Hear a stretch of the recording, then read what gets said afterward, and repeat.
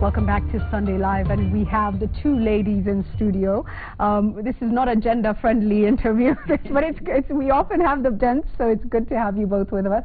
Ruth Kagia from the Office of the President, Senior Advisor. Also with us, we have Amina Mohammed, Cabinet Secretary in charge of Foreign Affairs.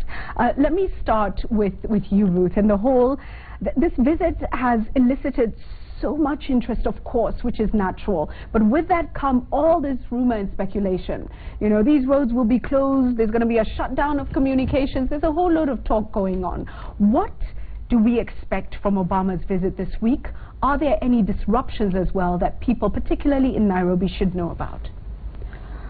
Yes, there are about to be some disruptions because we're going to have quite a few additional guests. In addition to President Obama himself, we're going to have maybe another 2,000 guests in town. So there is going to be increased volume of traffic. There will be some road closures, but we expect that the Inspector General of Police will be announcing that in the next day or two once the roads have been mapped out. So any information being sent out right now, nothing has been absolutely confirmed, but it will be communicated? It will be communicated formally once the routes have been confirmed. Okay, so let me come to you, Amina, and the question of U.S.-Kenya relations. Of course, Barack Obama's father was Kenyan, and it's delightful to see him coming home. But what does this visit signify in terms of the two states? Well, a lot. A lot. First of all, in terms of Obama's father having been in the first airlift, right? I think we're closing a loop, and I think I've kept saying that. We're closing a loop from the airlifts to welcoming back his son as the president of the most powerful, the largest democracy in the world. So really, we've come a long way from the days when pre-independence, you know, when we were having these airlifts to the United States. And we should say courtesy of Thomas Boyer was key, right? Absolutely, absolutely. But also, it signifies just a different level of relationship, that we are recalibrating our relationship, that even before he comes, that signal is so powerful that we've seen an increased number of interest and investors coming into the country. I think you've seen this in the media, that there's so many companies, there's so many investors, there's so many American billionaires that are all of a sudden really interested in this country.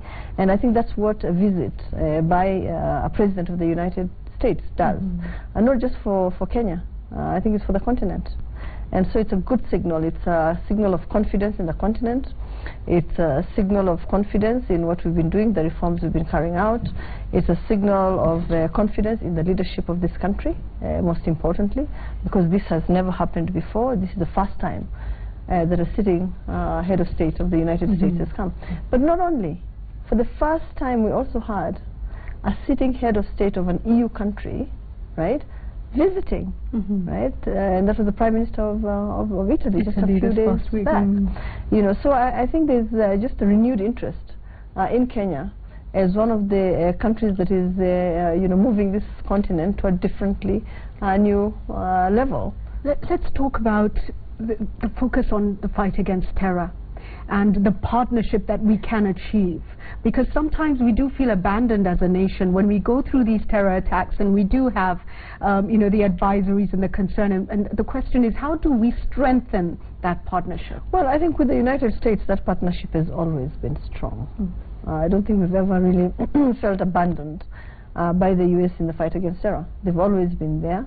We've had cooperation in security and intelligence gathering, in information sharing, in support in terms of just the assets and equipment that's provided, you know, to us. So, you know, that support has been there. But I believe that with the coming in of the President of the United States, obviously, that moves to a different level of cooperation, even in security. But most importantly, I think in trade and investment. With that, let me move back to you, Ruth, because you have in many ways been overseeing the GES summit, which is a key part of this visit. A lot of people have been asking, who's participating in this summit?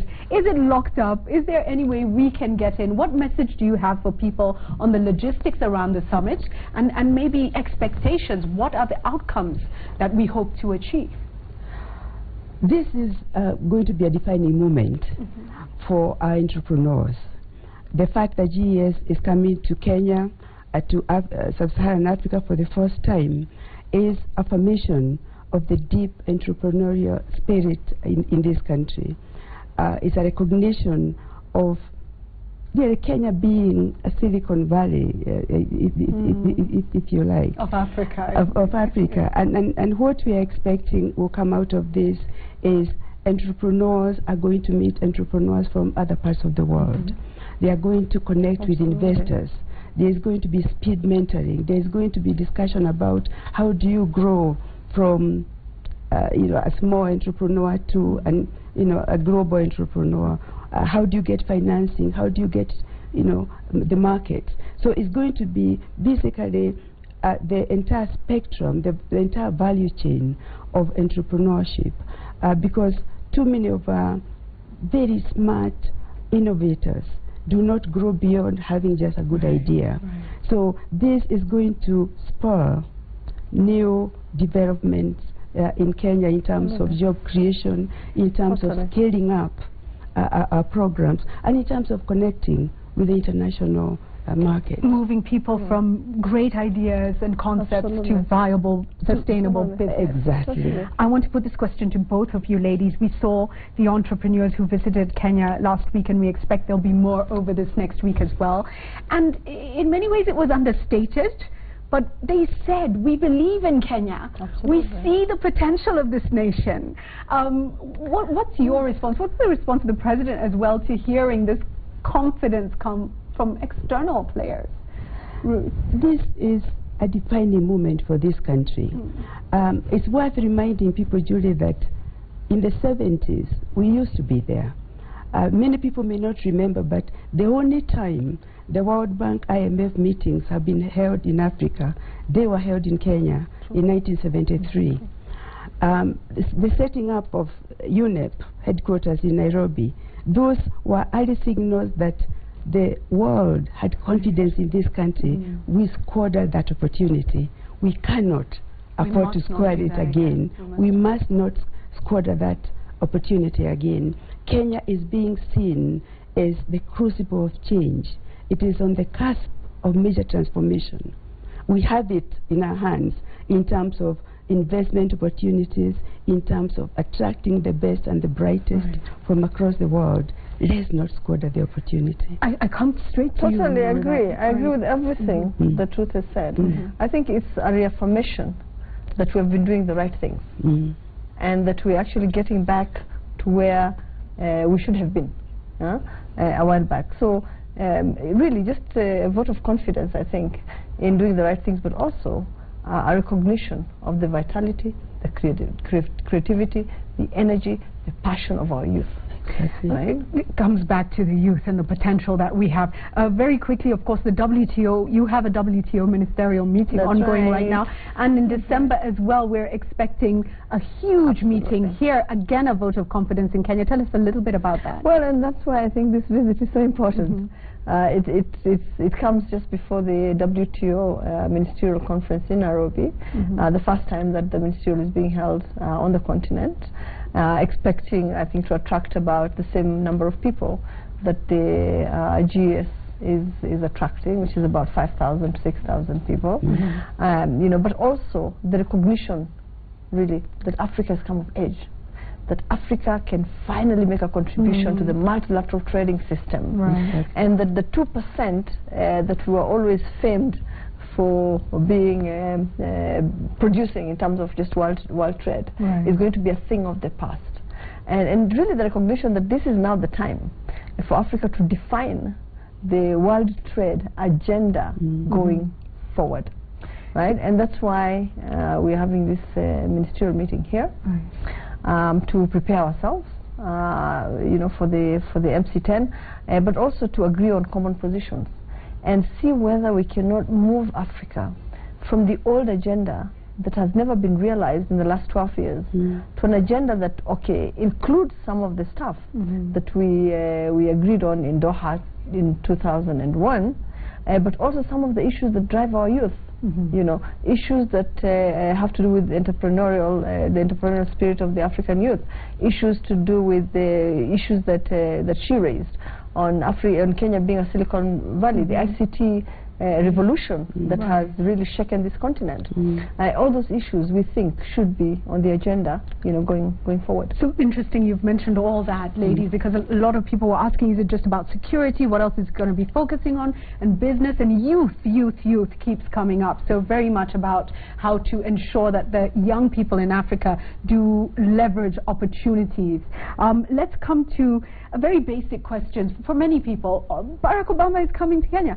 A lot of people in Nairobi and maybe people outside Nairobi would be happy to travel in to even get a glimpse of the man. Is there any opportunity in his schedule, do we know, for this? Ladies? Well, today I think Manoa let the cat out of the bag and informed us that there's going to be this big event at Kasarani on Sunday. Where a lot of I think those that are really interested in hearing him live would be able to participate.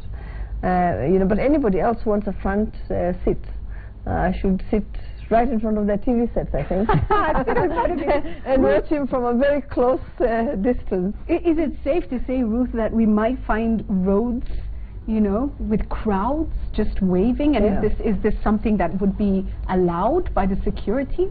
Yes, we expect that as long as the crowds are orderly, as they will be, that will be allowed. We cannot underestimate the emotional connection that Kenyans have with President Obama. This is not just any head of state visiting. He is one of our own. As he said in his book, Dreams of My Father, this is home squared. So there's, the sense of homecoming is really what is making this such an exceptional visit for all of us. But just to follow up on your earlier question, because the number of Kenyans who can go into the main summit venue is limited, we are going to be doing live streaming from KICC, from Machakos, from Narok, and from Kogelo. Okay, fantastic. I was in Kogelo yesterday speaking with Mama Sarah and his uncle Said Obama, and they said, it would be nice if he came, but he's coming to Kenya, and that's what matters. That's the spirit. That's the spirit. What are your hopes after this meeting? What do you hope will transform, change? What do you hope to see in the weeks and months following this meeting? I'll start with you. Look, I think even before the visit we had started taking off. But as Ruth said, this is a really defining moment for us. It's huge. It's a really big moment. It's a historic moment for us. And it's my belief and conviction that after this visit, you will see a totally transformed country, just in terms of the inflow of FDI, in terms of the trade opportunities, foreign direct investment, trade opportunities that will open up after the signing of AGOA, especially into law by President Obama just a few weeks ago. The interest of Americans in the country, I think, will increase tenfold. You'll see many more tourists flocking into the country. Just to have that connection with the country that their president had visited. We saw this with Ghana, we saw this with Egypt. We expect this to increase even much more with Kenya. Thank you. And you? We want this not to just be an event that ends on Sunday when President Obama leaves. We want this to be the beginning of a process of aligning the agenda of youth and employment with training, with entrepreneurship. We are working on a legacy project that will be developed building on the experiences that we emerge over the weekend. And from that, begin to grow entrepreneurs, train them, provide them support. The private sector has stepped into the plate and are already beginning to commit to provide entrepreneurship funding. So what we expect in terms of benefits to Kenyans is that it will catalyze a process of managing and supporting entrepreneurship in a much more systematic and institutionalized manner. Thank you for that. So Kenya is on the cusp. Absolutely, and we expect to see billions of dollars flowing in. Exactly. Right, to support our economic development. Exactly. And it's about us being ready, I think, in many ways. So do you believe that Kenya is on the cusp? If we as Kenyans don't believe it, but other people, Richard Branson and many others, Jacqueline Novogratz and others come in with the intention of leveraging the opportunities, if we don't understand it, they will leverage the opportunities. So we must understand what's going on in our own country.